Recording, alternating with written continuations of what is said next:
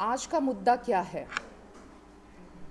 आज हम यहाँ देख रहे हैं कि मेरे लेफ़्ट एंड राइट में महिला बहनें हैं और मैं मीना टोको, vice president Arunachal Pradesh Congress committee की इन सारी महिला बहनों को रिप्रेजेंट करते हुए आपके प्रेस क्लब में आई हूँ, ताकि कुछ मुद्दा है जो कि अरुणाचल में बहुत ही प्रिवलेंट है, उस मुद्दे को पूरे पब्लिक के सामने बताने के लिए, उजागर करने के लिए यहाँ आई हूँ। यहाँ जितने भी बहनें बैठी हुई हैं, आप देख सकते हैं। सबसे पहले मेरे दाएं और श्रीमती रेवेका पन्यांग मेगू जी, जो डिप्यूटी काउंसिलर है पासीघाट म्यूनिसिपल काउंसिल के, और फिर मेरे पीछे और बाएं और बैठी हुई है श्रीमती यालुप नीगांग योमसो जी, फिर इसके बाद श्रीमती पोनुंग रादिंग सारिंग जी, और आखिर में मुमसी दूपक लोलेन जी। आज ये महिलाएं जो पासीघाट म्यूनिसिपल कॉरपोरेशन की काउंसिलर है, वो यहाँ क्यों आए हैं आपके प्रेस क्लब में, ये बात जानना बहुत ज़रूरी है पूरे अरुणाचल को। ये यहाँ इसलिए बैठी हुई है ताकि ये सरकार जो भारतीय जनता पार्टी वाली जिसको चला रही है हमारे अरुणाचल प्रदेश में, वो अपने प्रशासन, स्टेक होल्डर्स द्वारा, अर्बन गवर्नेंस द्वारा, लोकल गवर्नेंस द्वारा किस तरह करप्शन करती है, किस तरह प्रशासन को मैनिपुलेट करके जो गवर्नेंस में स्टेक होल्डर्स है उनके अधिकार को, उनके पावर को दबाया जाता है, उनके कार्य करने की जिज्ञासा को किस तरह तोड़ता है, स्पेशली जब वो लीडर, वो रिप्रेजेंटेटिव, वो पार्टिसिपेंट महिला होती है। हमारा मुद्दा यहाँ क्या है, सबसे पहले आप ये जानिए। 2022 को पासीघाट म्यूनिसिपल काउंसिल का इलेक्शन होती है। वहाँ मेरी साइड में जो बहनें बैठी हुई है लेफ्ट एंड राइट पर, वो पब्लिक मैंडेट से, अपने वार्ड से इलेक्शन, चुनाव, म्यूनिसिपल का चुनाव जीत के आती है। पहले ये बाकायदा भारतीय जनता पार्टी की मेंबरान थे, वो इलेक्शन जीत के आते हैं बाकायदा। तब क्या होता है आपको तो पता है, जो अरुणाचल प्रदेश का म्यूनिसिपल एक्ट है उसके अकॉर्डिंग जब इलेक्शन ख़त्म हो जाता है, काउंसिलर आर इलेक्टेड, 1 महीना के अंदर मीटिंग बुलाना चाहिए। जितने भी इलेक्टेड जो काउंसिलर है उनका मीटिंग बुलाना चाहिए। उस मीटिंग के अंतर्गत आपका स्टैंडिंग काउंसिल कमेटी भी फॉर्म होता है, चीफ काउंसिलर भी फॉर्म होता है, डिप्यूटी काउंसिलर भी फॉर्म होता है। लेकिन उस हिसाब से municipal, Arunachal Pradesh municipal act के हिसाब से वो मीटिंग कॉल नहीं किया गया। अपने मर्जी से भारतीय जनता पार्टी के राजनीतिक दबाव में आके चीफ काउंसिलर का भी चुनाव होता है। अपने मर्जी से उस पर किसी एक जन को नियुक्त किया जाता है, रोल एंड फंक्शन डिसाइड होती है। हमारी महिला बहनें जो आज मेरे साथ यहाँ प्रेस क्लब में बैठी हुई है, वो उस बात का प्रोटेस्ट करती है। करते करते अब साल बीत गए। कहा कि उनकी मांग ये थी कि जो भी हो, जैसा भी हो, सबने पब्लिक का काम करना है। उसका प्रोसेस को, उस प्रोसेस में अकाउंटेबिलिटी होना चाहिए, ट्रांसपेरेंसी होना चाहिए, कैलकुलेटिव वे में ले जाना चाहिए, क्योंकि they are themselves are part of the governance. जब गवर्नेंस के सिस्टम में ही ऐसा घपला होगा तो वो पब्लिक को किस तरह अपना सर्विस रेंडर कर पाएंगे। तो ये सारे लोग जो कि जहाँ 8 मेंबर है पासीघाट म्यूनिसिपल काउंसिल में, 8 मेंबर में 6 जन चीफ जो काउंसिलर है उसको छोड़कर, और एक दूसरा जो काउंसिलर है वार्ड का उसको छोड़कर 6 प्रोटेस्ट करते हैं, लेकिन उनकी सुनवाई कहीं नहीं होती है। ना प्रशासन में, सरकारी प्रशासन में, ना जो म्युनिसिपल ऑफिस है उस पर, और ना ही जो पार्टी से वो बिलोंग करती है उनकी जो सीनियर है, जो हेडक्वार्टर है, वहाँ पर भी उनकी कोई सुनवाई नहीं होती है। नंबर 1, सबसे पहले आपको बता दिया कि कैसे करके चीफ काउंसिलर का इलेक्ट होना बहुत ही गैर कानूनी से हुआ। फिर नंबर 2, उसके बाद भी कोई मीटिंग कन्वीन नहीं करता कि इन काउंसिलरों का जो इलेक्ट होके आया है मेजर पब्लिक मैंडेट से, उनका रोल क्या है, फंक्शन क्या है, ड्यूटी क्या है, फील्ड में एग्जीक्यूशन क्या है, क्योंकि they are the urban bodies, urban local bodies who are very much responsible for the development of the people dwelling in that particular area, and the development of the area they have taken the responsibility for as a councillor।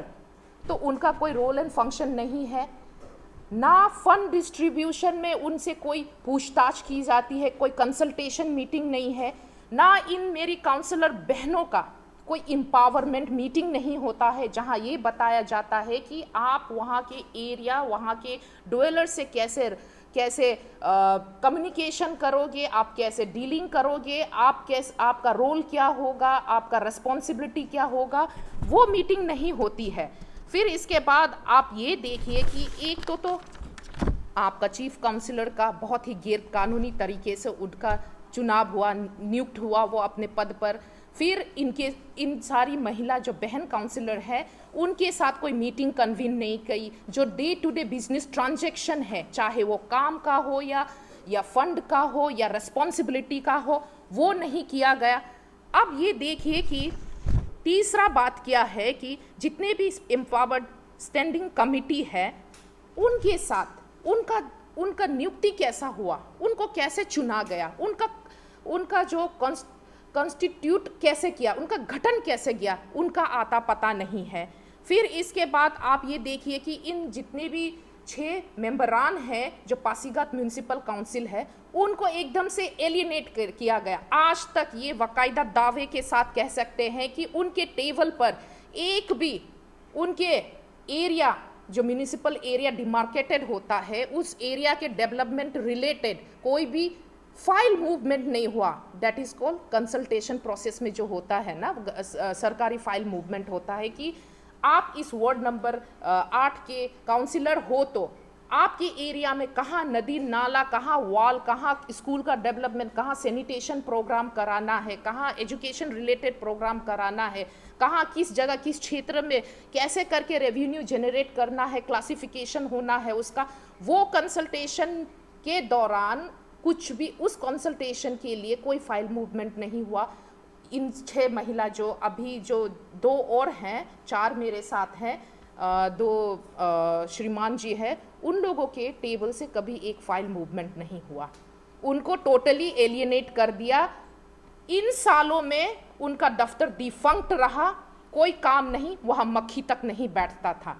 तो ऐसे करके इनके leadership को दबाया गया, इनके अधिकार, rights as a councillor को ह्यूमिलेट किया गया, बुरी तरह कुचला गया, इंसल्ट किया। तो अभी आप आगे ये देखिए कि इसी के चलते सालों साल इतना ह्यूमिलेशन होने के बाद अपने अधिकारों का हक मांगने के लिए वो गए डिस्ट्रिक्ट मजिस्ट्रेट के पास। होता है ना एक रिक्विजिशन लेके, अरुणाचल प्रदेश म्यूनिसिपल एक्ट के अंतर्गत उन्होंने बाकायदा बहुत ही फॉर्मल तरीके से जो 4 महिला बहन हैं और 2 जो श्रीमान है काउंसिलर जो पासीघाट म्यूनिसिपल काउंसिल के, वो गए एक रिक्विजिशन लेकर हमारे डिस्ट्रिक्ट मजिस्ट्रेट के दफ्तर में, जिसको म्यूनिसिपल एग्जीक्यूटिव ऑफिसर ने रिसीव किया था। तो क्या हुआ, वहाँ के जो डिस्ट्रिक्ट मजिस्ट्रेट है, जिसको डीसी के नाम से भी हम कॉमनली जानते हैं, बुलाते हैं, उन्होंने कहा कि ठीक है, 10 जुलाई को उन्होंने कंप्लेंट दिया, वो रिक्विजिशन के अंतर्गत 25 जुलाई का टाइम था कि इन लोगों का एक no confidence motion special meeting बुलाया जाए, जहां पे जो चीफ काउंसिल है उसके अगेंस्ट, उसको रखना है या नहीं रखना, उसके अगेंस्ट वोटिंग हुआ जाए, मीटिंग किया जाए, डिस्कशन किया जाए। वो ऑर्डर निकला, 25 जुलाई का टाइम था, 25 जुलाई को टाइम दिया गया था।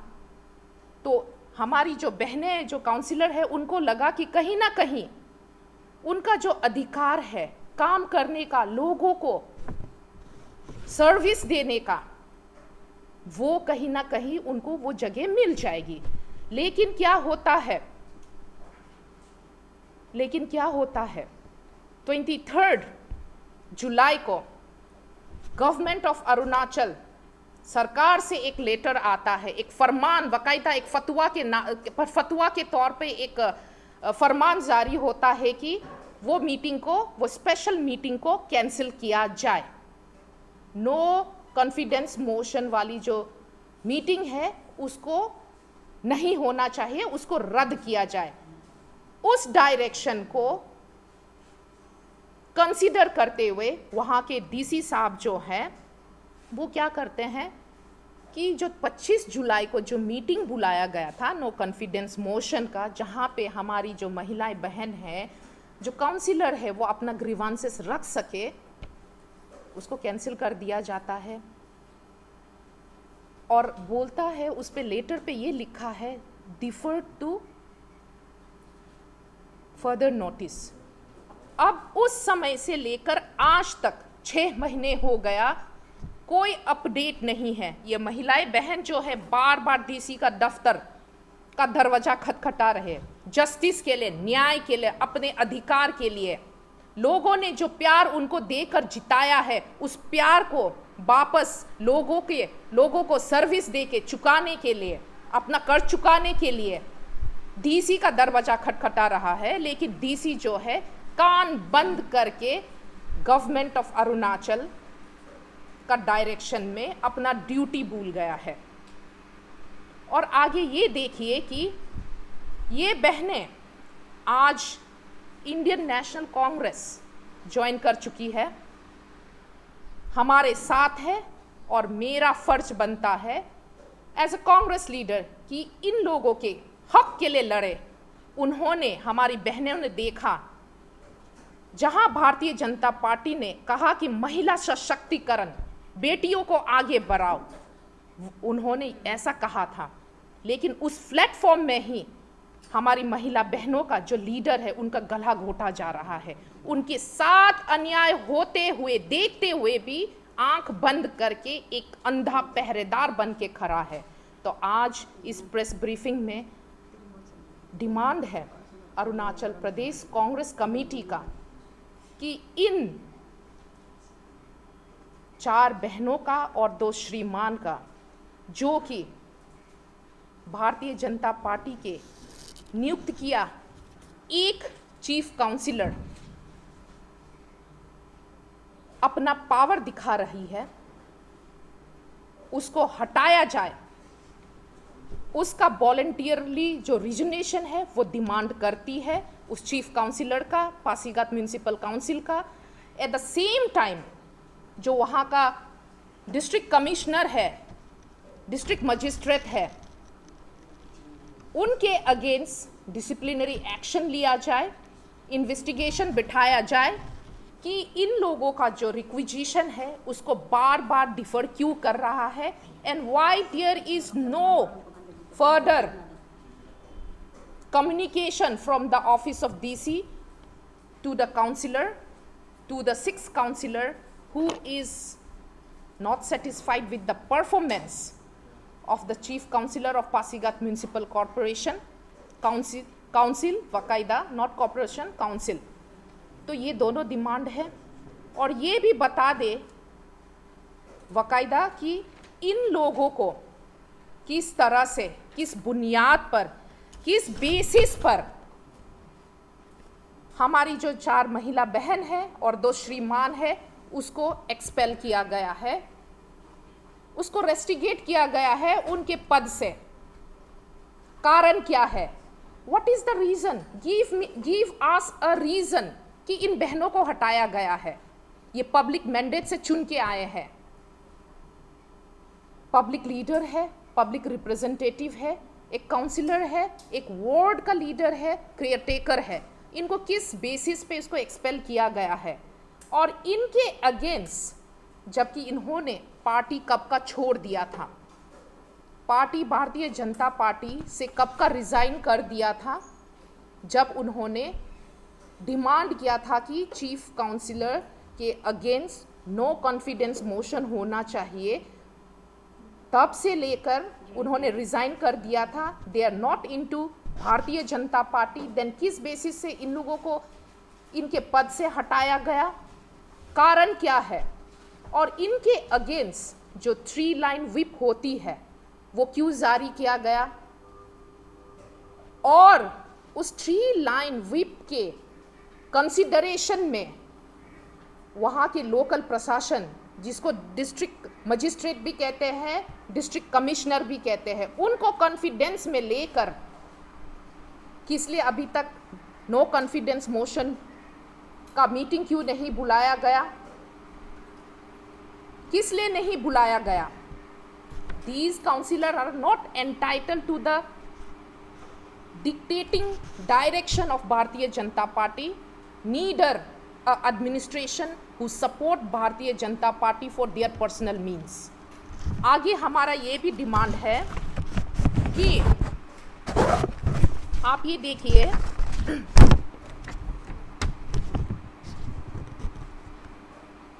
जब ऐसी चीज़ें चलती हैं, ऐसा नाइंसाफ़ी होती है, महिलाओं को दबाया जाता है, महिलाएं के लीडरशिप को कुचला जाता है, तो ये बराबर डेमोक्रेसी को मारना है।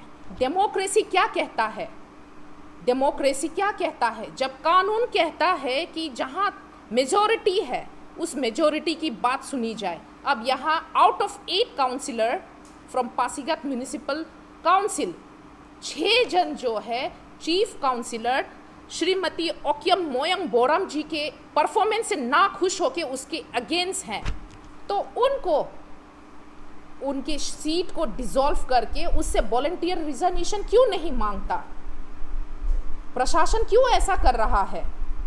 सरकार उनका सपोर्ट क्यों कर रहा है? क्या उस एक जन के साथ आप लोगों का कोई बिजनेस डीलिंग है?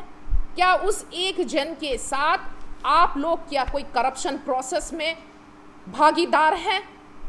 ये जो हमारे 6 काउंसिलर्स हैं, उनकी ग्रीवांसेस को क्यों नहीं सुना जा रहा?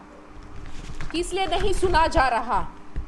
जब से ये लोग इलेक्ट हुए हैं 2022 से, तब से ऑफिस बाकायदा डिफंक्ट है, लेकिन लोगों के सामने 6 महीने तक का टाइम दिखाया है। 6 मंथ से पीपल नो कि 6 मंथ से डिफंक्ट है, लेकिन उससे पहले से डिफंक्ट है क्योंकि उनके साथ कोई कम्युनिकेशन नहीं, उनको पता नहीं है उनके वार्ड में क्या काम चल रहा है, क्या नहीं चल रहा है।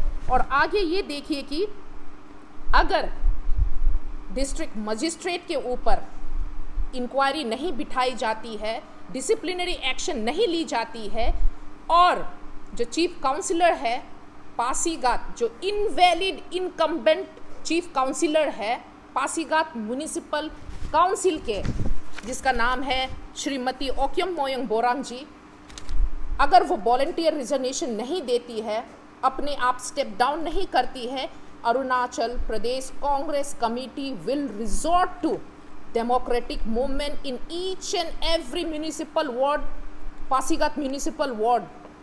We will go do protest dharna there. We will resort to other democratic means of protest as well. और आगे ये देखिए कि हमारे जो 6 काउंसिलर हैं उनको रीइंस्टेट किया जाए, उन्हीं के बीच में से, क्योंकि since they are the majority, उन्हीं के बीच में से चीफ काउंसिलर चुना जाए, उन्हीं के बीच में से आपका जो स्टैंडिंग कमेटी होता है वो चुना जाए, उसी के बीच में से उन लोगों में ही से उन लोगों को वहाँ के जो म्यूनिसिपल का काम करने का उन लोगों को मौका दिया जाए, जो कि उन लोग सालों साल से कर नहीं पा रहे हैं, उनको आगे आने का मौका दिया जाए, पब्लिक को सर्व करने का मौका दिया जाए।